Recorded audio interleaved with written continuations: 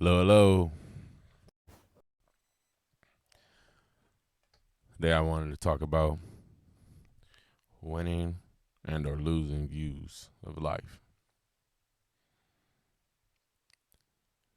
And just like we see on here, it's people about to go ahead and competitive stuff. It's fine. Nothing wrong with being competitive. But what is wrong is not being able to push past the losing. Someone can easily win by naturally waking up each day. You're winning. Being able to go ahead and do what they need to do, take care of house, home, they self, family, friends, loved ones, children, etc. They're winning. But what can you do when you start losing? Where your car goes ahead and gets towed away. Where you go ahead and you miss out on the opportunity for that new job, new career, new position open. Where you got a foreclosure on your house. You had to go ahead and report and be bankrupt. Where your money's so tied up in any and everything that you possibly could do and want to do, you can't because it's out of your control. What can you do then?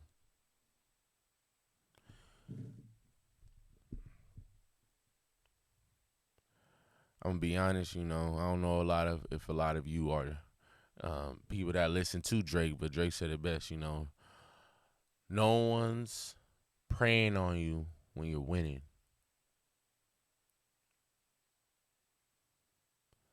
Who's praying for me to win? Me. So who's gonna be able to get me up out of that position? Me. And I'm showing this because it's showing determination to push through the struggling time, to push through the course of life. Because when that car does get towed, are you gonna fold or are you gonna go ahead and be like, you know what, I gotta go get my whip out. I'm gonna figure it out. Man, I ain't really got it, but I'm gonna make it happen today. Oh man, I don't got this and that paperwork. Well, I gotta do it today now.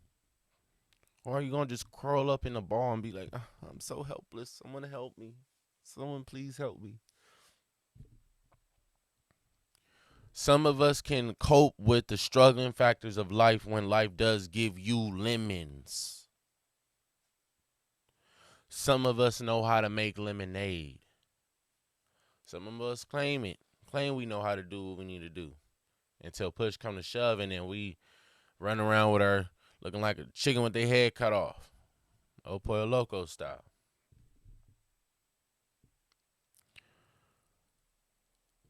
It's best to go ahead and keep a solid head on your shoulders.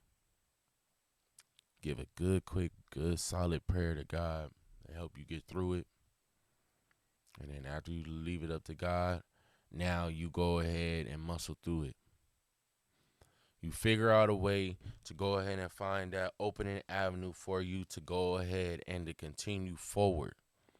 So that way you cannot be held back. That way or you're not thrown off by the obstacles in front of you, deterred from your advancement to go forward and to push yourself forward past it all to get to a better outcome, a better, beautiful ending. But some of us can't put that deep in our heart, in our soul to like just want us to want to push for ourselves. We need someone else to be there, and that's quite all right. There's nothing wrong with that. But to the ones that have the ones that are there that are able to push you through it, what if, what will happen when you don't have that person in your corner? What if you was always that person that was in everyone else's corner, but they're not in yours? Are you now got so much enthusiasm, energy, and momentum to push through? Or are you even more torn down, more discouraged, more thrown off? Because what? You thought you thought that outcome wasn't gonna hold you back until you actually went through it. It's the difference from going through it and then been through it. When you been through it, it was like, man, I was running around looking crazy and all that, but I didn't think I was gonna be able to do it, but I did it. Man, but I'm grateful that I did get through it because I know not to lose my head, and it's all right. That's what insurance is for. That's what my saving account is for the rainy days, for when situations may happen. That's why FDIC is on there for, so that way when someone tries to go ahead and take my money on you know against the banking system, they have insurance on that. I don't have to worry. Excuse me. We just got to go ahead and fight through it. We got to go ahead and push through it all and make sure that we can make it to that next day. And how do you make sure of that? You make sure by making sure that your mental is on point. Because you could always say, well, rubber meet the road. So, hey, I'm going to get to beating my feet and get to walking and doing what I got to do. Okay, cool. You say that now. But what if you got to go ahead and push and walk and hop on the public transportation about not just 2 weeks now, going into 2 months? Now what? Do you still have that resilience? Do you still have that push, that drive? Like, no matter what, I'm able and I'm still getting where I need to go. These are the viewpoints of a person that are winning, and then some viewpoints of people that can accept the losing. Some of us accept the losing, but the losing ends up pushing us to a better, stronger individual state of mind that is not so frantic. So just going through it at least once can mentally give you that drive to, man, it's not a do or die situation. The sky is not falling. My world is not burning. It's not crumbling. And everything is possible and able and capable of happening. I just need to pivot. I need to adjust properly. So we got to try to push ourselves through it. Again, this is why I show in the course. Because how many of y'all actually going to get through that course unless you have to? What if they say, man, all that you own is on the line if you don't pass this course in under 2 minutes? This guy looking very healthy, very trained up, and it can't even get past half of it. But what if you had their stuff on the line?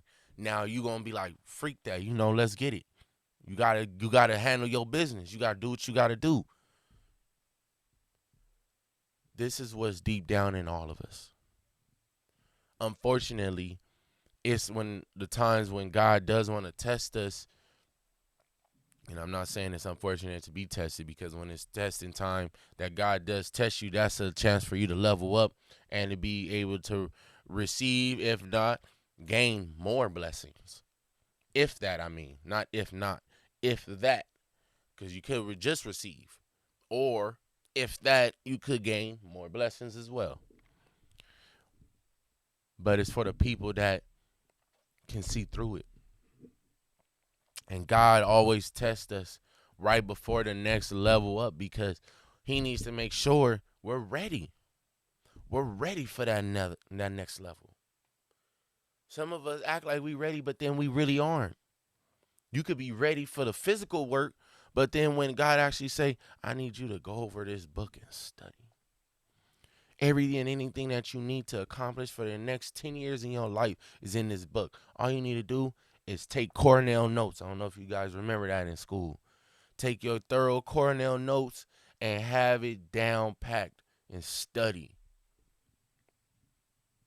How many of y'all gonna actually sit there and read that book? How many of y'all gonna actually really hold God to his word and be like, well, you said that everything I need in that book, huh? Okay, God. Or are you gonna actually sit there and read it and go over it? How about this? How many of you will actually consider reading it to your children? And I say it in that entire sense with so much passion because at the end of the day, are we not trying to gain success, financial freedom, abundance in our hard work daily lives, but for the benefit, if not for our personal need, but also for the next generations to come, for the ones that have children? For the ones that don't, I'm not saying that because you don't have children, you don't have goals or morals or you don't have an agenda. But what I am saying is when you have children, that's your bread and butter. Ain't nothing other. So if God told me as being his favorite child to go and read that book, I might as well show my children, let's read this book. We need to go over this book. Something in this book is necessary and needed.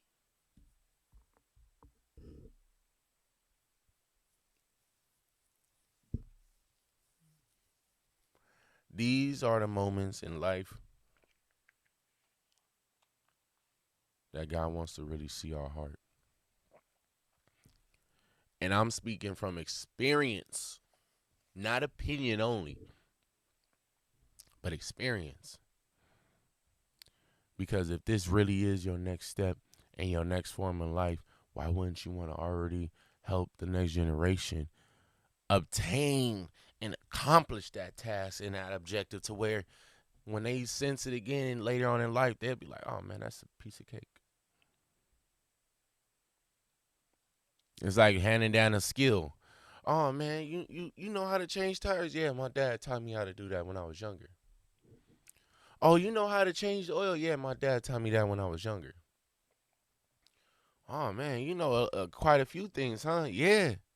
Because my dad wanted me to be ready. My father, my mother wanted me to be ready. My grandfather, my uncles, my brothers, my older cousins wanted me to be ready. The right type of foundation will naturally produce a solid structure.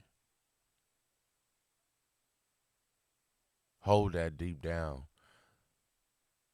A solid foundation will make for a solid structure, an unshakable structure.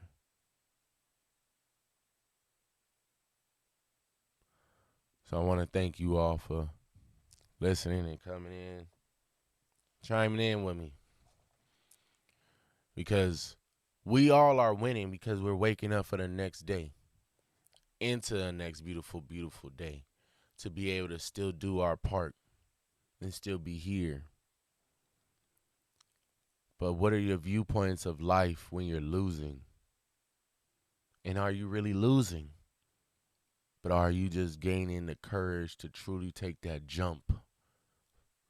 Fuck the step. To take that jump forward. Most of us don't want to risk that jump because that feel like any and everything that could happen will happen, negative and positive. Where's your drive? Where's your courage at, though? And God is behind you. Why are you so fearful?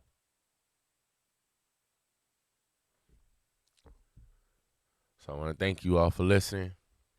Till next time, keep pushing, keep thriving.